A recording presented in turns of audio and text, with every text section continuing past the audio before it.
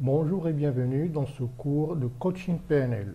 Aujourd'hui, on va parler de la dynamique comportementale, c'est-à-dire des éléments qui interviennent lors de la production du comportement ainsi que de leurs influences mutuelles.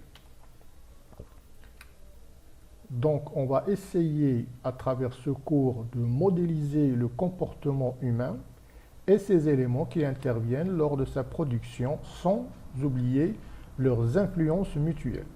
On va voir par la suite qu'il y a trois éléments qui interviennent lors de la production d'un comportement, à savoir l'objectif, l'état interne ou l'état ressource et la communication.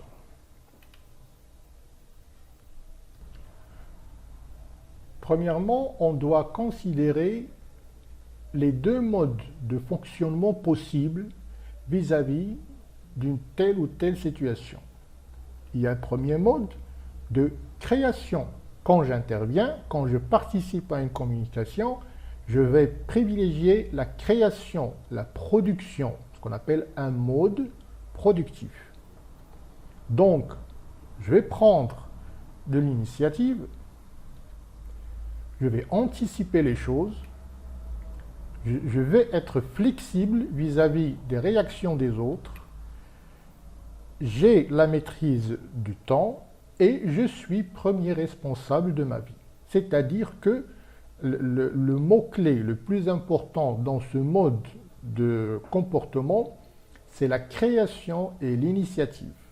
Je ne vais pas attendre l'initiative des autres pour intervenir. Un deuxième mode est possible, c'est de subir, ce qu'on appelle un mode réactif. Dans ce mode réactif, on va attendre l'initiative des autres pour critiquer, pour déresponsabiliser, pour culpabiliser, etc. Donc, c'est un mode qui est réactif, c'est-à-dire je vais attendre l'initiative des autres pour intervenir. Et en plus, ça va devenir un automatisme au fur et à mesure que vous empruntez ce mode de fonctionnement. Trois concepts interviennent dans la dynamique comportementale. Premièrement, notre objectif, qui doit être issu de nos valeurs et de ce qui est vraiment important pour nous. L'état interne qui regroupe tous les sentiments et les émotions qui permettent d'atteindre cet objectif.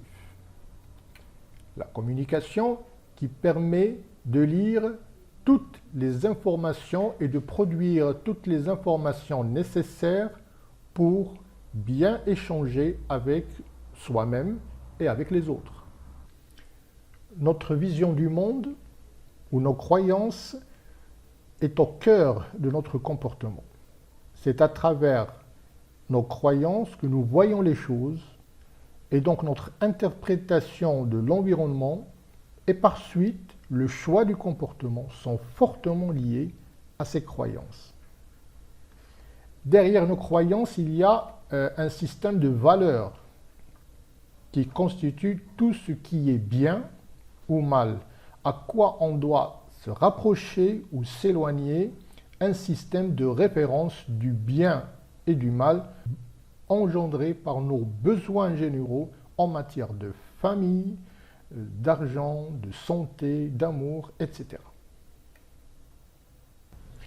Notre système de croyance est au cœur de notre fonctionnement. Notre système de croyances et de valeurs influence considérablement, premièrement, notre prise de décision, notre objectif. Deuxièmement, notre état émotionnel, les états ressources, et la qualité de notre communication, en délimitant une zone de possibilité pour les trois paramètres. C'est la zone d'influence ou le champ des possibles.